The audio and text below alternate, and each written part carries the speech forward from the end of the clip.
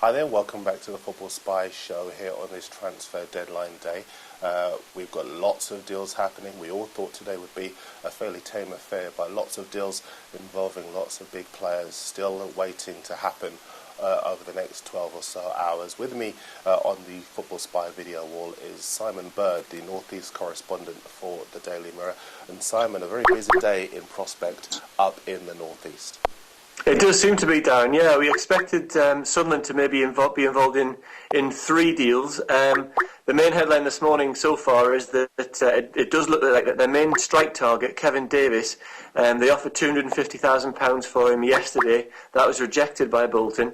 It looks like Bolton have come in with an offer of an improved contract for Kevin Davis. He's out of contract this summer. It looks like they're going to give him an 18-month deal, which is exactly what Sunderland would have put on the table for Kevin Davis. So it might well be that Sunderland's chances, they're certainly less confident of getting Kevin Davis this morning than they were this time yesterday. The one deal that it looks like to be going through at Sunderland is the move for Man City left-back Wayne Bridge. They could be getting him on loan. He's going to have a medical at the club this morning.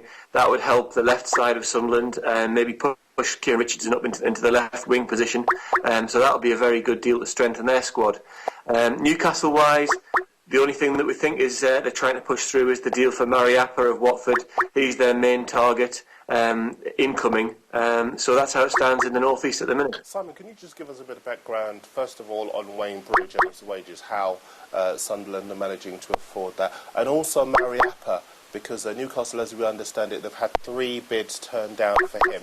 Why do they like him so much, and how will he improve their backline? Yeah, on the Wayne Bridge front, I'd be astonished if Sunderland were matching and paying all of his wages. Usually when there's a loan deal happens, a club chips in with maybe half or even a quarter if they get a good deal, and also pay a loan fee. So that's how that'll be financed. There's not huge amounts of money to spend at Sunderland at the moment. They're trying to balance the books and break even in the next year or so. On the Mariappa front for Newcastle, he's one of these young players that Newcastle like to buy and add value to, and maybe sell him on in 2 or 3 years' time when he's developed and become a better player. He fits the mould perfectly. He wouldn't be coming in as a first-choice centre-half. Newcastle have got Stephen Taylor, who could be back just before the end of the season, we hope. They've got Colaccini, who were their first 2. They want someone a lot in the Mike Williamson mould, who's playing at the moment, to be a third choice and maybe put pressure on the first choice pairing. So he's not going to come in as a first choice, but he's certainly be in there fighting for a place if Newcastle can get him. But that's why Newcastle aren't going to pay silly money for him. Watford are talking about millions of pounds. Newcastle aren't going to go anywhere near that. And it's going to be tough on Watford because they probably need the money, and it's Newcastle's job to try and get that price as low as possible. Now, we've been on air for, 2-3 minutes. We haven't even mentioned Andy Carroll yet. Lots of talk about Liverpool offering him in a swap deal, first to Newcastle, as we know, and then to Manchester City. What do you know about the possible destination of Andy Carroll? Well, it's been rumoured for a long time that Andy Carroll hasn't quite settled at Liverpool. I mean, it sounds ridiculous to say a player can be a little bit homesick when he's only living 180 miles across the country, but he has been. He's missed Newcastle. My theory on this is if that Newcastle hadn't had a bid for £35 million last transfer window, last January, Andy Carroll would have been perfectly happy to stay at the club for the rest of his career. He was the number 9, he was scoring goals, he was living the dream of a Geordie lad.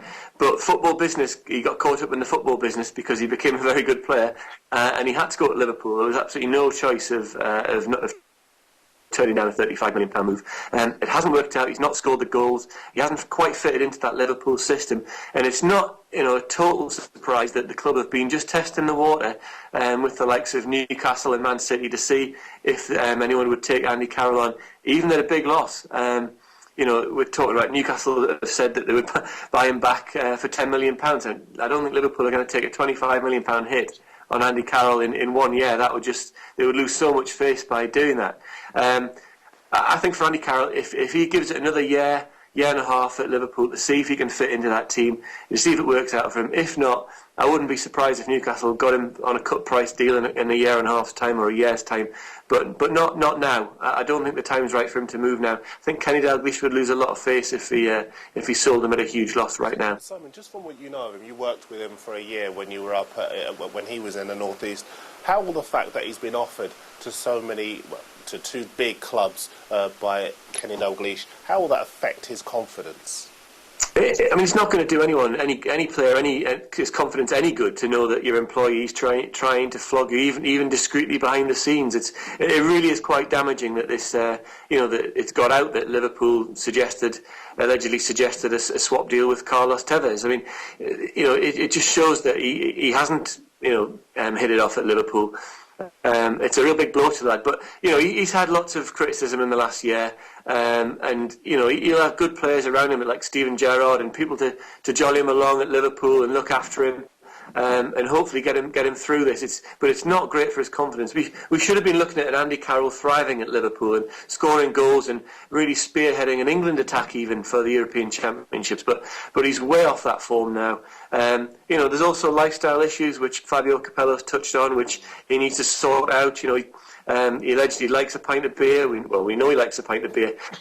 He needs to curb that and really get fit, get back to being an athlete. And Liverpool also need to live up to their side of the bargain and look after him and get a system of play that suits him. Okay. Now, we've had loads of questions coming in on our iPad while you've been on air, so I'm going to run through a couple if that's okay. Ross is Sharking is saying that he's heard that Derby County have placed a bid for Shola Ameobi at Newcastle. What do you know about that, and do you think that sounds as though it could be on the mark? Yeah, well, I don't know anything about it at the moment. I will go away from here and check on that one. But Shola Ameobi was to dip down into the lower leagues, then he would be a real threat. He has a great game, 1 in 4 games for Newcastle, and he looks a world beater when he's on his day. He knocks players around, he scores goals. But then he has a game like on Saturday against Brighton when he played quite poorly alongside Leon Best, who also had a bad game. And games like that make you think, time's up for Shola Ameobi at Newcastle. What I can say about Shola Ameobi is that he's a great character. He's an intelligent, great talker when we speak to him. And that doesn't make him a great footballer. He's been around Newcastle 10, 12 years now around the first team. He's never really made that striker role his own. He's always been a lot of substitute appearances. And with Cisse coming in, £8 million, great buy this window for Newcastle, and Demba Ba being around, and Leon Best probably being ahead of Ameobi in the pecking order. You might think that if Newcastle can get a couple of million for Shola Ameobi today, they could sell him. I'm not convinced it'll happen, but I understand why a Championship club like Derby would certainly want him. Okay, we've got another question here from Thomas Fahini. He says that Sunderland, he thinks, are going to go in for Pavlovchenko at Spurs. Yeah, well, if the Kevin Davis deal is falling through, Martin O'Neill is desperate for a big target man type striker who has got experience, who can come into the club and lighten the load on the likes of Fraser Campbell, who's just come back, and Connor Wickham, who's only 18. He's learning the game, and he's not really set the world alight yet at Sunderland, but he's a young lad and he's been bought for the future. Martin O'Neill doesn't want to rely on the likes of G as well, who's also learning the English game. You can't throw in a survival bid, which O'Neill still says it is, kids like that into the mix in the Premier League and expect them to regularly score. That's why he's looking for an experienced centre forward. And his theory with Davis, or whoever he does bring in today as a centre forward, he wants him, the experienced guy, to be able to work with the likes of Connor Wickham, G and Fraser Campbell, and teach them the business of being, a week in, week out target man striker, a good Premier League striker. There's a lot of tricks that those lads can pick up from an experienced guy being brought in on loan. If someone went for Pavlovchenko on loan and got a good deal on the wages, it would be a good gamble to take. You also want to see Nicholas Bentner, when he finally gets back fit, stepping up to the mark and actually scoring. He's a lovely footballer outside the box and on the wing when he pulls up, but he needs to get in the box and score, Nicholas Bentner, and that's why Sunderland are looking for an extra striker to bring in on loan. Now, Simon, you mentioned earlier while you've been on that Bolton are set to offer a new deal to Kevin Davis. He's 34 years old. Loads of people coming on saying, Why would Bolton give him a new deal? He's not playing regularly at the moment. Why give him a new deal, particularly at that age? Would you agree with that? Well, yeah. I mean, I think Bolton would have loved to have got to the end of the season with no interest in Kevin Davis because, he's a fringy player this season. He's not been a regular.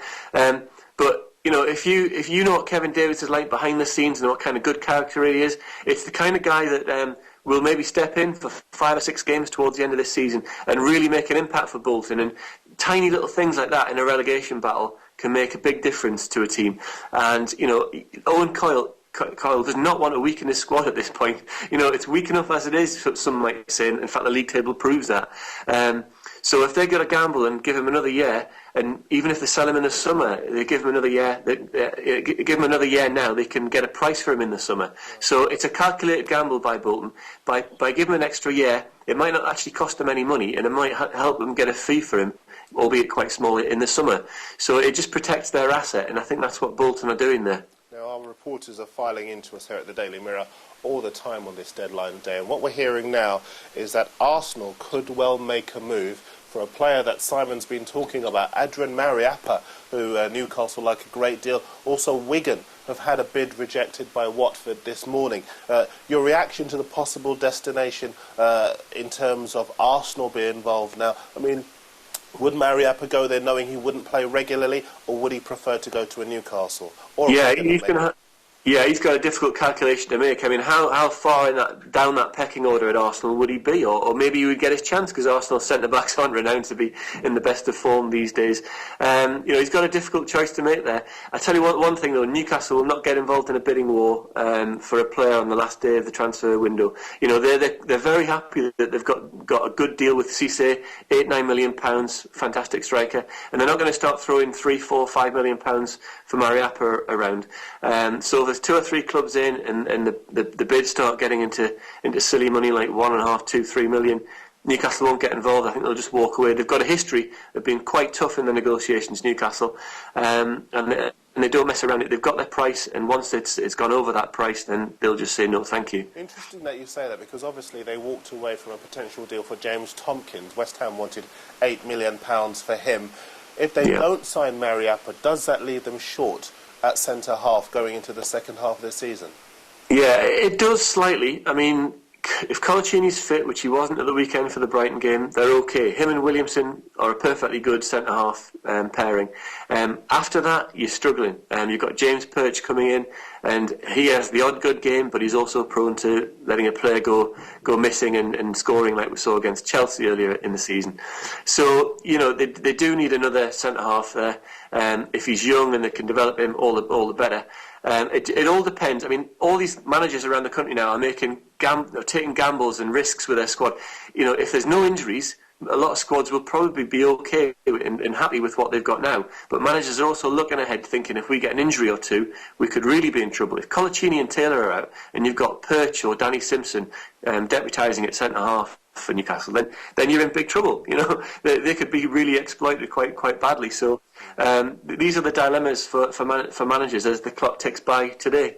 Indeed. You're watching the Football Spy Show, sponsored by our friends at the car giant Renault. We're talking to our North East correspondent Simon Bird, who's keeping us abreast of all of the deals involving Newcastle and Sunderland, and of course potentially Middlesbrough as well. Just to bring you up to date with some news that we're hearing here on the Football Spy Show, QPR, we understand, are trying to still sign the defender Sebastian Bassong from Tottenham Hotspur, and also the winger Stephen Pienaar. He's not been playing regularly at Spurs. QPR trying to sign him.